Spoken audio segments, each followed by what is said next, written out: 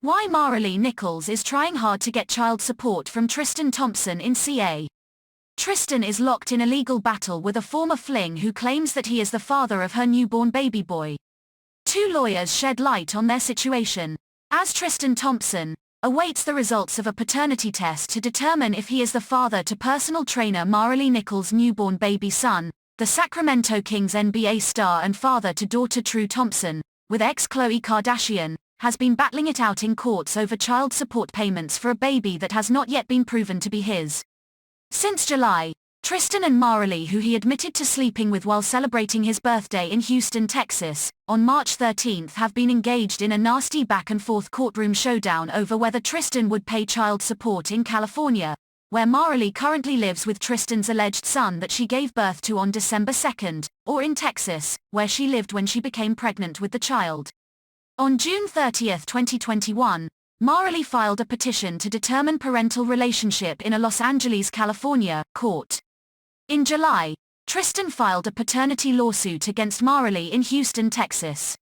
In documents obtained by a source, Tristan said that he is alleged to be the father of an unborn child and that Maralee is living in California, but that she owns property in Texas. Tristan asked that the case be heard in Texas and not in California. But why? Matrimonial attorney Morgan Leah Richardson with the law firm Davidoff Hutcher and Citron, LLP in New York City told Source revealed that it all comes down to money. California tends to have the highest rate of child support across the country. It has the broadest definition of income for determining support. There may be some precedent for lower awards in Texas. Aren't we talking about a state that has more conservative views on women as a whole?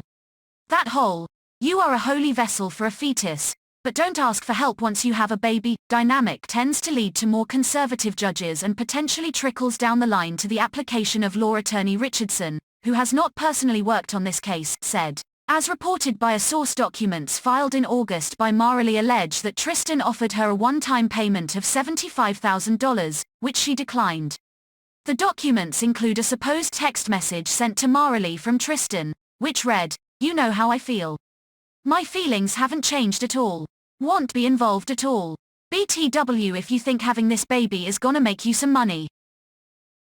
It's completely wrong. You are aware that I'm retiring after this season. So in terms of support it will be whatever is required monthly for someone who's unemployed. It's Texas, so it will be only a couple $100. So you better off taking this $75K I'm offering, cause you won't get nothing near that with having a kid with a father who's unemployed." Interesting to note is that Tristan allegedly said that he was retiring after this season.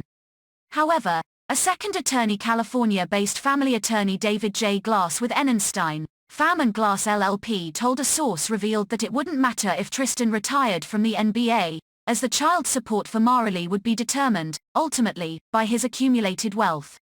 Child support tends to run at about 10% of the difference in the gross monthly income of the parties. That is what is called guideline support in California. But, for an extraordinary earner in LA, someone who makes more than about $1.5 million per year, the court will go off guidelines because the guidelines formula results in too high of a number. Then it is up to the party seeking support to prove what the child's reasonable needs are, what kinds of expenses are required to keep the child in style of life enjoyed by the support payer. If the support payer flies in private jets, then so does the child, attorney Glass said.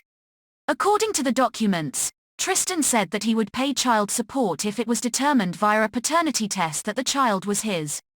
As reported, Maralee gave birth nearly 1 week ago, on December 2.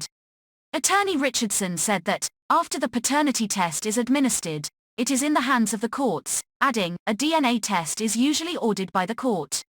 These tests must be handled in a certain way so that there is no fraud, and most courts are very strict about them. Once the test results are in, usually there will be a court appearance where the results are announced, or otherwise the lawyers are alerted. The courts won't order support without the dad being listed on the birth certificate or signing an acknowledgement of paternity. Although the text message allegedly written by Tristan stated he won't be involved at all, attorney Richardson said that he could be a part of the child's life if he chooses to do so. It will ultimately be up to Tristan whether or not he is active in the baby's upbringing. These days, there is a move towards equal parenting of children. He should be able to see his kids on an equal basis. That seems unlikely given his comments and his schedule, but really the only thing that is stopping him from being an active parent is himself, the Big Apple lawyer added. Aside from daughter True, who Tristan shares with Khloe, he also is the father to son Prince with ex-Jordan Craig.